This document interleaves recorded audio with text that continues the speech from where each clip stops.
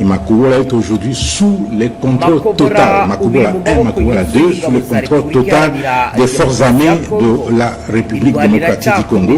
Et les combats sont concentrés à l'heure où je vous parle, et depuis ce matin d'ailleurs, dans les localités de Katongo et Kabimba, à plus ou moins 7 km d'Uvira. À plus ou moins 7 uvuye mu mujyi wa Uvira, aha niho imirwano ikomeje kwibanda muri aya masaha.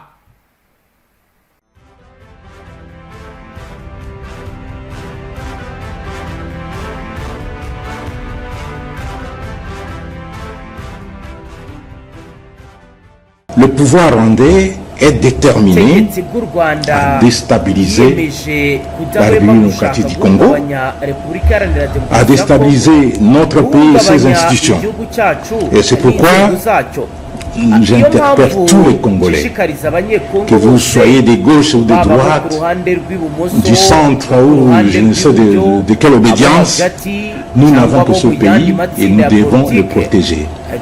Et nous devons ouvrir l'œil et les bons, puisque les Rwandais ne baisseront jamais pavillon. Ils vont continuer autrement à chercher à déstabiliser notre pays. Enfin, utiliser le fils, regardez, effectivement, vous avez vu la plupart d'officiers généraux et supérieurs arrêtés sont des officiers généraux et supérieurs qui ont été manipulés par les Rwandais. Et ils ne s'arrêtent pas là. Le fait qu'on les ait interpellés, ils sont essoufflés. On les a coupé l'air sous les pieds. Mais ils sont en train de monter d'autres stratagèmes pour essayer de porter un coup fatal à notre pays. Donc, il faudrait que le Congolais, où que nous soyons, nous puissions ouvrir. Et surtout, nous qui sommes ici à Kinshasa, au Congo central, à l'Équateur, au Grand Équateur, dans la province, la grande province orientale, le grand Bandundu, nous devons faire attention. Ne croyons pas que la guerre est seulement à l'Est. Elle peut venir ici par d'autres moyens. Donc, comme on dit à l'Ingala, donc nous devons regarder sérieusement. Ntimugomba gutekereza ko intambara iri mu burasirazuba gusa, ishobora kuza no mu bindi bice mu bundi buryo no mu tundi duce tw'igihugu, nkuko babivuga mwiringara bati yo talanga ingana tarayo. ni ukuvuga ngo tugomba gora twitegereza, twirinda kandi tugacunga neza igihugu cyacu. Ibi ni bizatangajwe na Sylvain Nkenge Bomisa, umuvugizi w'igisirikare cya Repubulika Iharanira Demokarasi ya Kongo, agaragaza uko urugamba ruhagaze. Ese mu by'ukuri ni igihe kigiye kuba, ni ibiki bikomeje kugenda bigaragara mu bice bitandukanye? Ni kuri uyu munsi w'indwi ku igenekerezo rya 28 Kigarama 2025, ndakubwira ko imirwano ikomeye yakajije ibintu, ndetse mu masaha yo ku munsi w'ejo kwa gatandatu umutekano warakomeje kuba mubi cyane mu misozi ihanamiye Katongo na Kigongo. Ubundi byagenze gute? Ni igiki cyabaye muri ibi bice? Reka turebere hamwe uko bizagenze ndetse mu buryo bwa gisirikare, tubabwire tere ndetse na operational environment, turebe kandi bijyanye na force in contract, turebe ibyabaye muri ibi bice ndetse nuko byagiye biba, nkuko byagiye bigaragara kandi bigenda bivugwa. Imirwano ikomeye iri gutuma ibintu bidashoboka, bitagenda neza.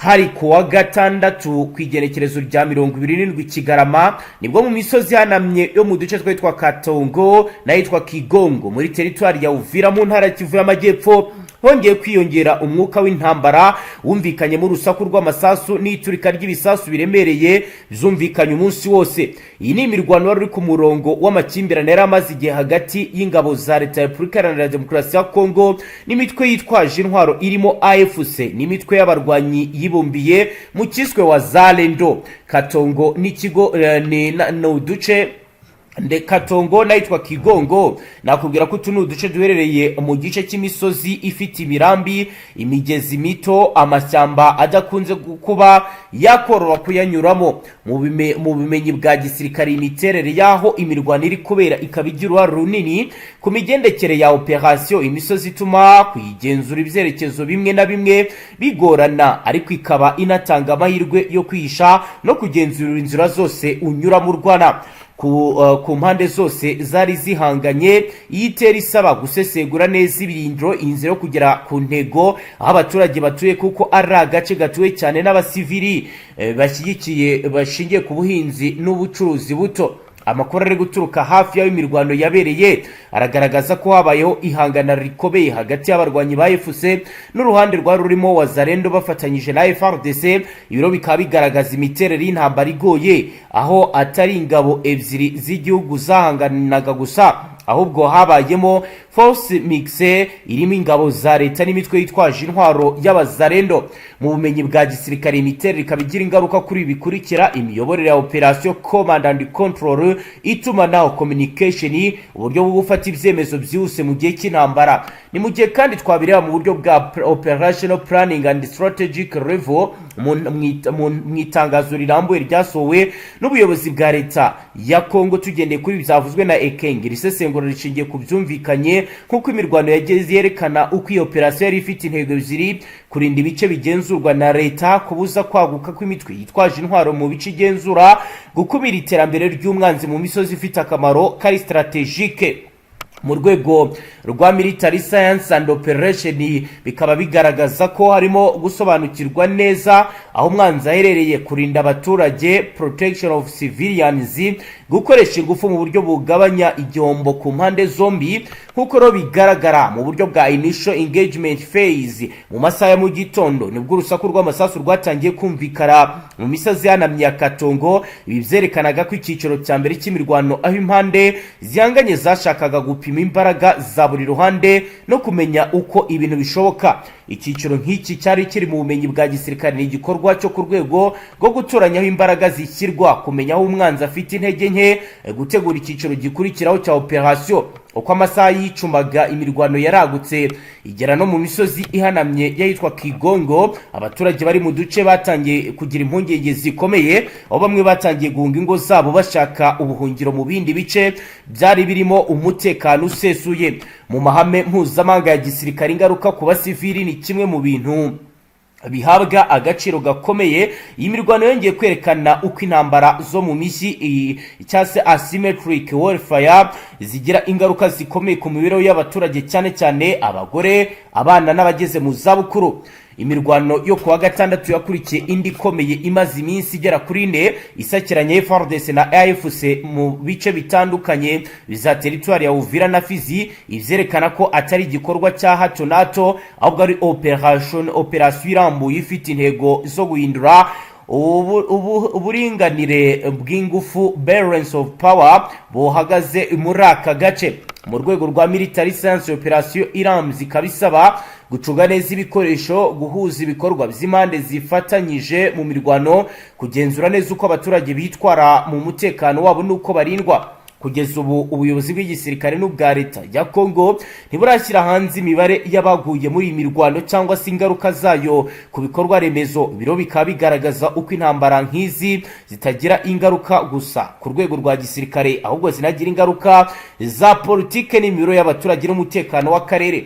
Iyi mirwano yabereye Katongo ahitwa Kigongo muri urugero rw'intambara z'iki gihe zishingiye kugwangana kw'ingabo za leta n'imitwe yitwaje intwaro. Imiterere yaho imirwano ibera igoye, ingaruka zikomeye ku basivili. Mu ndererwamo ya military science, operation ikabigaragaza ko amahambye arambye atashobora kubaho. Igisubizo cya politike kirambye nicyo gikeneye, hakenewe kurinda abaturage, guhuza ibikorwa bya gisirikare n'ibigamisha amahoro n'ubwiyunge. nk'uko rero bigaragara byose birateza bikomeye abaturage igihombo, kuko kugeza ubu ngubu benshi mu baturage batuye muri ibi bice twabashije kuvugana batubwiraga ko bakomeje kugenda berekeza mu misozi bahunga bava mu bice bari basanzwe batuyemo. Byose nibikomeje kugenda bituma ubuzima burushaho kugenda bukomera, nkuko roko informa wacu abitubwira mu buryo bwiramvuye. Kiriya mu by'imirwanire yego bigaragara ko yaba yaramaze kumenya ko noneho haza abasirikare bari ku rwego rwo hejuru. Numvishije mu kanya uri kuvuga ibya Kisekedi, ariko Kisekedi yakoze akazi katoroshye kuko yatanze ibyo yagombaga gutanga. Abasirikare barasa naho bacyaye ndetse n'ingabo z'u Burundi zaje ziri ku nyinshi ikomeye, bigaragara ko basa nkaho abo baperezida bamaze gutanga ibyo bagombaga gutanga, ndetse bakaba barashyizemo imbaraga cyane ku gisirikare cyabo cyaje kubafasha, ndetse n'imitwe igiye itandukanye babanza barahawe ibyo bagombaga kubaha rwose. Bigaragara neza yuko ba 23 nayo igiye gufata isomo ikiga, nicyo navuga amagiga yangaya mu buryo bwa taktikoma, uburyo imirwanire imeze, ariko ikibatera imbaraga abaturage batangiye kukivumbura. Abazungu bakomeje kugenda bakoresha ikoranabuhanga rikomeye cyane, ndetse bagakomeza kugenda babaturininga mu bice bya Karemi bari guturiningwa. Abatorejwe i Bujumbura umenye ko batojwe igihe kinini, urabona ko nyine basa nkaho bazaniye abazungu ngo bari kubaha imyitozo, ariko n'ubundi ku bigendanye n'ikoranabuhanga nakubwira utu tudege tutagira abapilone, indege z'intambara zino za siporo ziba zirimo abapilone batarenze 2 cyangwa 3 cyangwa 4, usanga nyine n'abo bazungu b'ababirigi ngo bazikoresha. Urumva ko bafite umusanzu ukomeye cyane, ni nayo cyo cyizere Kisekedi ari guha abaturage, ariko sinzi ko bizamuya kuko na 23 irasa nkaho nayo igiye kuva mu byo yarimo byo gusubira inyuma nk'uko byasabwe byabo babibasabye. Ni amakuru twagiye twumva n'ubundi mu baturage aho bavuga ko n'ubundi abayobozi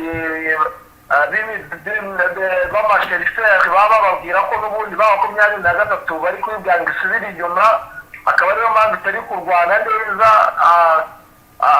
Urumva ko nyine ari ibintu bisa nkaho byasaga n'ibiyiciro intege, ariko maginga ya urabona ko nabo basa nkaho bagiye kuzareka ibyo bikwihwiswa, kubera yuko abazungu bameze nabi muri ibi bice. Abantu benshi bari bazi ko ari abanyafurika gusa bari muri uru rugamba, ariko biragaragara ko urugamba rwahinduriye umuvuno, ndetse uburyo abasirikare bacyaye ntabwo bari abanyafurika gusa, ahubwo harimo abazungu bakomeye cyane ku bigendanye n'urugamba. Abo bwana Safari kugeza ubu ni nk'igiki bamaze guhindura ku rugamba?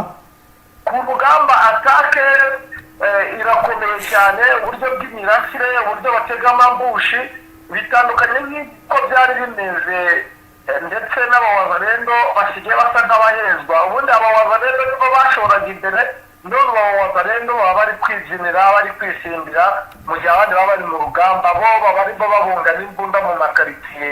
Ubona ko iby'urugamba byo bitabashikaje. Nta ngamba zafashwe kugira ngo ibyo bibashe gukumirwa? Nta kundi gukumirwa kuko n'ubundi igisirikare kirihagije. Magingo aya n'ubundi barasa nkaho bameze neza, bisa nkaho n'ubundi n'abawazarendo badakenewe, kuko mu bigaragara boherezaga abawazarendo n'ubundi ba 23 ikaba kitanditse, ariko magingo aya abasirikare bari kujya ku mirongo y'imbere n'abasirikare bazi cyo gukora. Bigaragara yuko izi ngabo zirangajwe imbere, ndashaka ko nasa nkaho mubwira ko zirangajwe imbere na FDN. Naho kugeza ubu ndetse binaba yaba muri Tanganyika yaba no hakurya Bujumbura, byura bitubwiraho iki, kuko naho bimaze iminsi bigaragara ko amakuru hari yaho ashyushye kandi atandukanye nayo twari dusanzwe tuzi. Amaginga ya ni ikibazo gikomeye cyane, nakubwira n'udushya muri makeya. Icyo bita imikenke n'indagara zirasa nk'izabuze muri Tanganyika. Abenshi baba bavuga ko zahunze amabombe yirirwa caracara muri iki kiyaga. Nabyo ni ibintu bihangayikishije abatari bakeya, haba ku ruhande rwa Bujumbura ndetse no ku ruhande rw'aha ngaha nyine mu bice bitandukanye by'isize kimwe muri Repubulika Demokarasi ya Kongo. Mu bindi bigaragara ni uburyo bukomeye cyane bwo kuba n'ubundi ubwoba ari bwose. Yego. Ku gihugu cy'u Burundi, aho bafite ubwoba ko isaha ku isaha niba baramutse barebye nabi M23 nabo yabagabaho ibitero, akaba ariyo mpamvu ubona hashyizwemo imbaraga zikomeye cyane ku ngabo z'u Burundi bohereje kugira ngo zirebe uburyo ki zakwirukana M23 muri ibi bice byegereye igihugu cy'u Burundi. Ubwo rero nicyo nakubwira ngo kitari kimenyereye kuko bafite ubwoba bukomeye cyane. Isaha bati kuba dufite ingabo nyinshi muri iki gihugu cya Repubulika ya Demokarasi ya Kongo, abasirikare ari bakeya basigaye mu gihugu, dushobora guhubira muri ibyo bitero birimo bisa nkaho urumva ko abasirikare benshi bapakiye za Kareni, abandi bari za Makombora, bakubwira ko abandi bari mu misozi ya Dinembwe nyine aho bita za Bibogobogo ndetse na za Rwitsavuku. Urumva ko bafite abasirikare benshi kandi noneho bavuga ko bahinduye iby'abasirikare bakohereza abasirikare bafite icyo bazi. Urumva ubwoba rero nibwo buri kuranga iki gice cyo mu Burundi, aho bavuga ngo itani bashaka guca za Kiritoki. Niyo mpamvu ubona ko bari kohereza amamisire yo kuza guhirika aho M23 yari yubatse inuza nyine yari yubatse aho navuga ko ari naho yari ikambitse hakomeye cyane hafi no ku mupaka wa Kavimbira. Urumva yari yashyize ibirindiro bikomeye cyane, akaba ariho bateye amabombe. Kugeza ubu ku birebana no kongera imbaraga ndetse no kuba Rwanda rukomeje kurwana, abaturage impumeko yabo kuri ibi ni iyihe Bwana Safari? Abaturage ni ikibazo gikomeye cyane kuko abaturage batabasha kuva mu nzira bari kuhasiga ubuzima.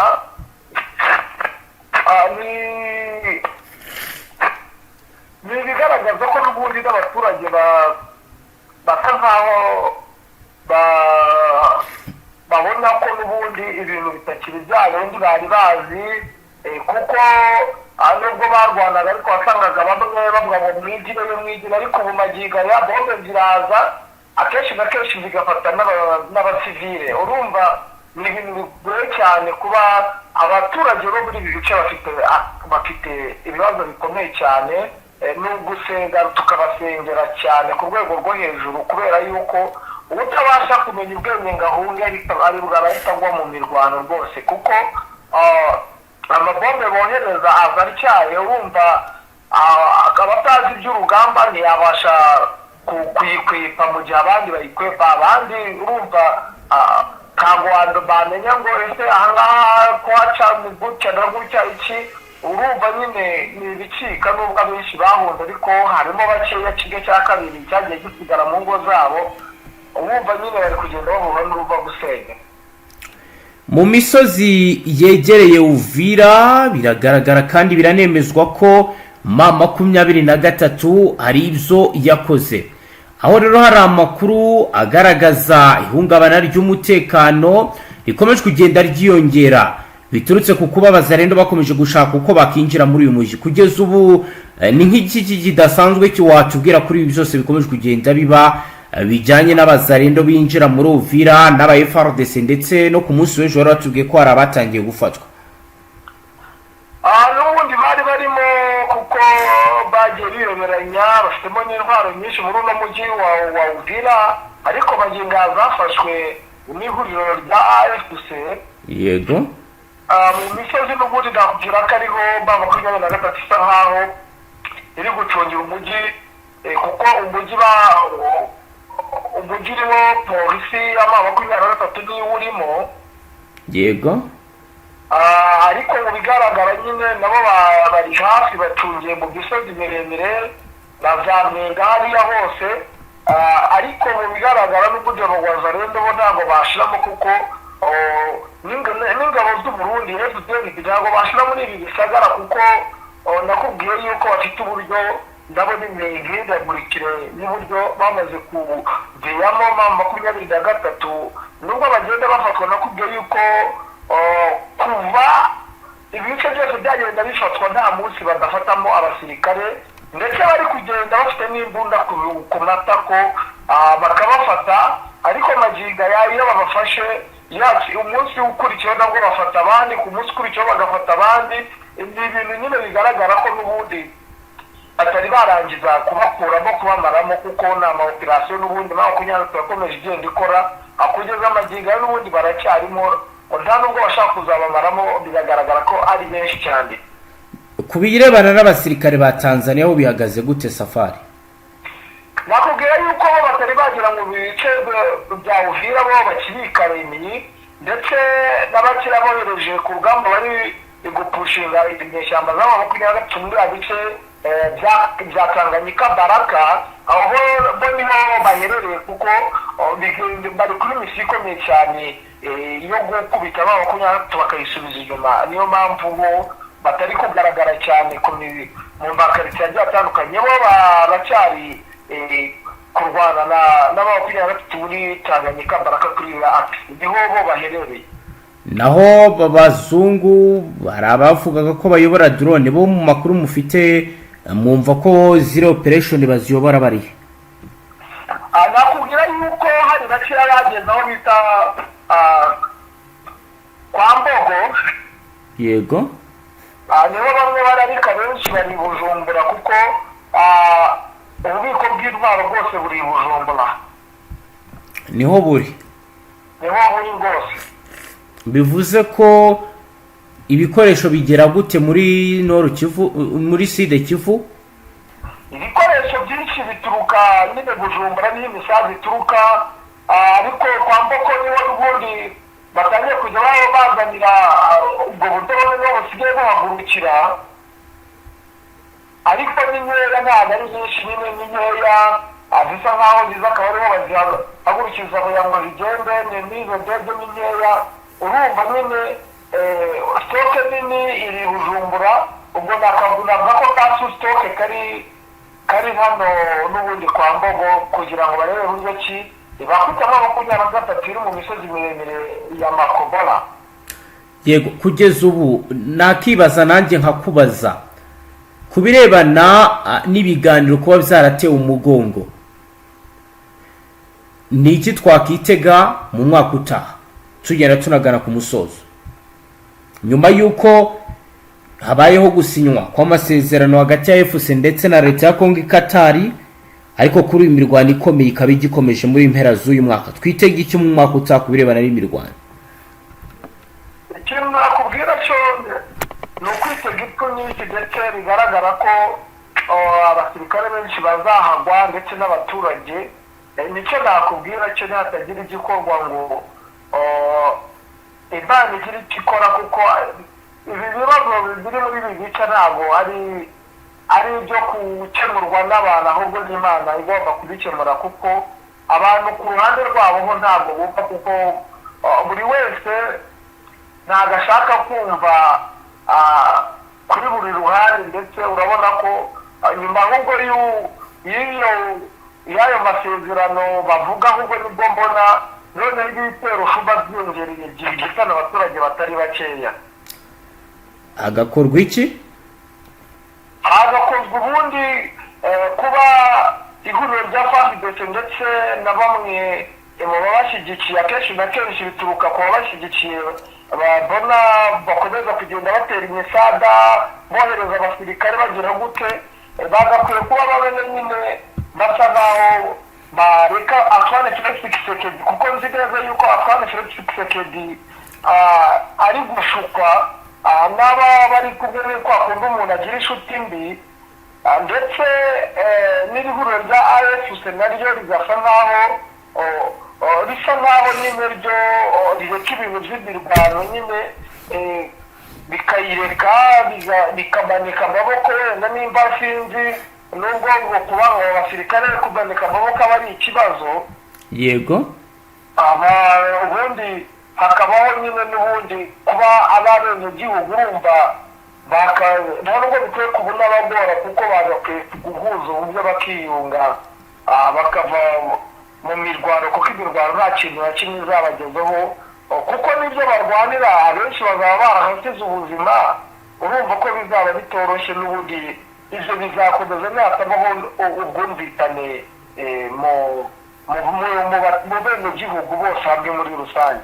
Yego, Bwana Safari, reka tugushimire cyane dusoreze ngaha. Namwe reka tubashimire. namwe banywanyi mudateba kubana natwe ngaha kuri imbonesha kure imwe rudende bashyikiriza amakuru atosoye abarabana n'umutekano, politike, ububanyi n'amakungu ndetse n'ubuzima bwa munsi bw'abanyagihugu. Dusoreje ngaha kandi turabashimiye, mukomeze mugire ibihe byiza. Wowe dukurikiye bwa mbere ufyonde sabone. Hasta la vista.